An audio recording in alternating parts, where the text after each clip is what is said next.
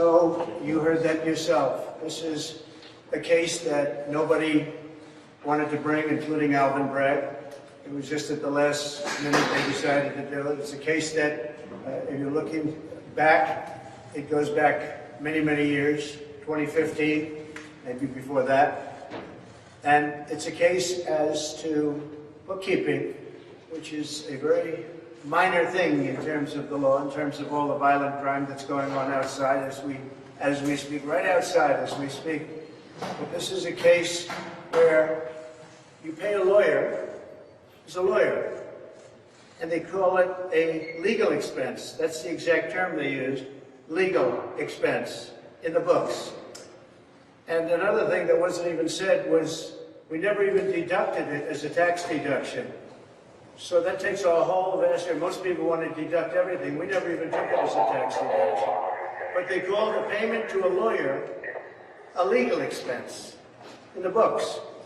They didn't call it construction. They didn't say you're building a building. It called a payment to a lawyer because, as you know, Cohn is a lawyer, represented a lot of people over the years. Now, I'm not the only one. And wasn't very good in a lot of ways in terms of his representation. But he represented a lot of people. But he puts in an invoice or whatever, a bill, and they pay it, they call it a legal expense. I got indicted for that. What else would you call it? Actually, nobody's been able to say what you're supposed to call it. If a lawyer puts in a bill or an invoice, and you pay the bill, and in the book, it's a little line, that's a very small little line. I don't know if you could even write more than 2 words. It's not like you could tell a life story. They marked it down to a legal expense. This is what I got indicted over. Think of it. I got indicted. I'm the leading candidate. I'm beating Biden. I'm beating the Republicans now. I have the nomination. And this is what they try and take me off the trail for. That checks being paid to a lawyer. He is a lawyer, or was a lawyer. And also the things he got in trouble for were things that had nothing to do with me. He got in trouble, he went to jail. This had nothing to do with me. This had to do with the taxi cab company that he owned, which is just something he owned, and medallions and borrowing money and a lot of things, but it had nothing to do with me. He represented a lot of people over the years. But they take this payment and they call it a legal expense, and you heard it today for the first time. This is what I got indicted over. This is what took me off and takes me off the campaign trail, because I should be in Georgia now. I should be in Florida now. I should be in a lot of different places right now campaigning, and I'm sitting here. And this will go on for a long time. It's very unfair. The judge is conflicted, as you know. It's very unfair what's going on. And I should be allowed to campaign. And whoever heard of this, you got indicted for that? People in the court just said to me, I can't believe it. This is the case. So we did nothing wrong. The other thing is, if this were such a great case, why didn't the Southern District bring it? Who looked at it, turned it down? Why didn't numerous other agencies and law enforcement groups look at it? Because it was shown to everybody. And very importantly, why didn't the federal elections do anything about it? Because this is federal, it's not state. They're trying to make it a state case, whatever.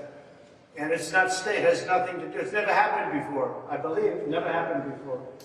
This has never happened before, where the state tries to insert itself in federal elections. Nobody's ever seen it. But you know, federal elections took a total pass on it. They said essentially nothing was done wrong, or they would have done something about it. They're tough. They would have done something about it. But they said nothing, and they said, we're going to take a pass. Because they couldn't even believe it. Actually, if you read their letter, they couldn't even believe it. They were incredulous. And yet, Bragg picks it up. Now, with Bragg, if you look, when he first came in, he didn't want to do it. He didn't want to do it.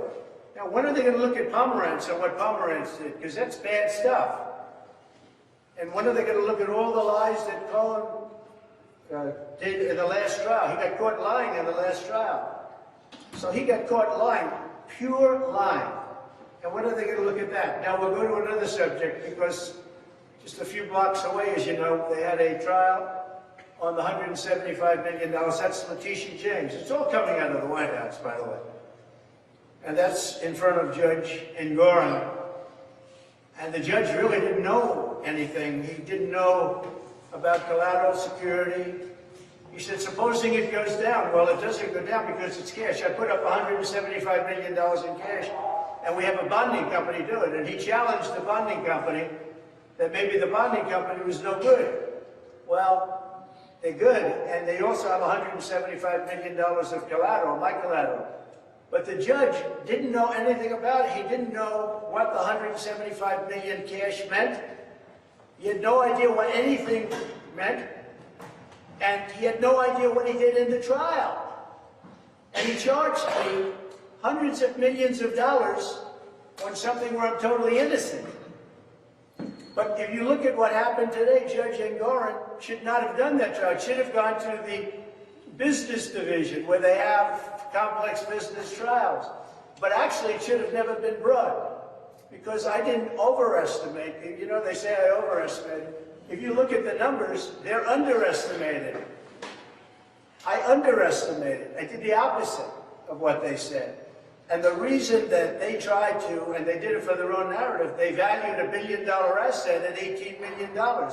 They valued other assets in order to build their narrative. They want to build a narrative. But if you look, and I have a complete record of what happened, Judge Engoron had no idea what was going on, didn't understand the most simple concepts. And this is the man that took a case, and this is why businesses, they're moving out of New York. Because they can't be subject to this, they'd be put out of business. They're moving out of New York because of it. But Judge Engoron had absolutely no idea what had happened. He didn't realize we put up 175, but when he found out we put it up, he said, what happens if it goes up or down? I said, it doesn't, or they said, it doesn't go up or down, it's cash that we put up, all cash. Very few people could do that. And the deal was approved with the Attorney General, you can believe that. But the deal was approved. She just tried to embarrass everybody, and she tried to embarrass a very good bonding company by saying they weren't creditworthy. Well, they were creditworthy, and what was more important is they had a security, $175 million that I put up. But the point here is that the judge had no idea what was happening. And this is the same judge that 2 months ago made a ruling that shook the world. It shook the world because everyone knows going to that trial I did nothing wrong. And over here, I did nothing wrong also. This is a Biden witch hunt to keep me off the campaign trail. So far, it's not working because my poll numbers are higher than they've ever been because the public understands that it's a witch hunt. Thank you very much. Mr. Trump, what was it like hearing the Access Hollywood tape? Are you worried about Stormy Daniels testifying against you? Where's Melania?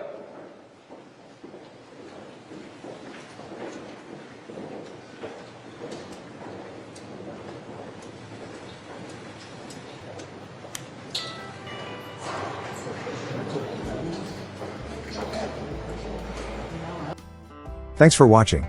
If you like it, comment and hit the like and share buttons. Subscribe for future videos.